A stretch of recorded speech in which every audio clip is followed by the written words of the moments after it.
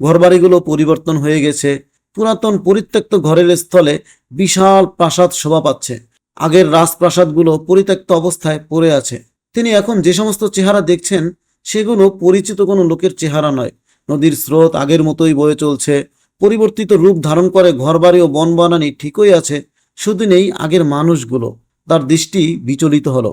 এদিক সেদিক চোখ ঘুরানোতে লোকেরা সন্দেহ পোষণ করতে লাগলো এবং তার চলার ভঙ্গিতে মানুষের সন্দেহ দানা বেঁধে উঠল।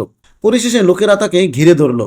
উপস্থিত লোকদের একজন তাকে জিজ্ঞেস করলো, আপনি কি এখানে অন্য দেশ থেকে এসেছেন? এত চিন্তা করছেন কি নিয়ে? অনুসন্ধানবাই করছেন কি নিয়ে? তিনি বললেন, আমি এখানে অপরিচিত কেউ নই। আমি কিছু খাদ্য ক্রয় করতে চাই, কিন্তু কোথায় তা বিক্রি হচ্ছে তা আমি জানি না। একজন লোক তার হাত ধরে খাদ্যের দোকানে নিয়ে গেল। সেখানে গিয়ে তিনি রোপার তৈরি কয়েকটি দিরহাম বের করলেন। দোকানের মালিক দিরহামগুলো হাতে নিয়ে ঘুরিয়ে ফিরে দেখলেন এ তো ৩০০ বছরের অধিক সময় আগের তৈরি।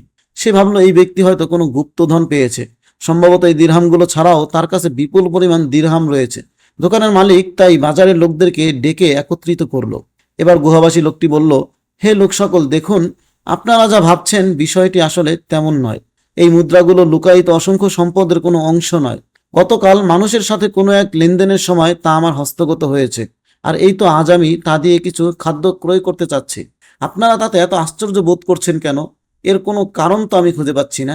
এই বলে তাদের ব্যাপারটি মানুষের কাছে প্রকাশিত হয়ে যাওয়ার ভয়ে তিনি স্থান ত্যাগ করতে চাইলেন, কিন্তু লোকেরা কিছুতেই তাকে ছেড়ে দিতে রাজি হলো না।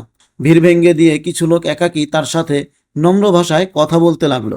কথাবার্তার এক পর্যায়ে তারা যখন জানতে পারলো যে তিনি হচ্ছেন ৩০৯ বছর পূর্বে জালেম ও কাফের বাদশাহর পাকড়াও থেকে পলায়নকারী সম্ভ্রান্ত বংশের ৭ জন যুবকের একজন, তখন তারা আরো আশ্চর্যান্বিত হলো।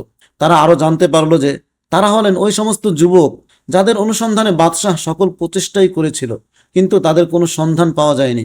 যুবকটি এবার আরো শঙ্কিত হয়ে পড়লেন, কারণ এখন লোকেরা তাদের ব্যাপারটি জেনে ফেলেছে। তাই তিনি নিজেরও তার সাথীদের জীবন নাশের ভয়ে পালাতে উদ্যত হলেন। লোকদের মধ্যে হতে একজন বলল, হে ভাই, তুমি ভয় করো না। তুমি যে জালিম বাদশাহর ভয় করছো সে তো প্রায় ৩০০ বছর আগেই ধ্বংস হয়েছে।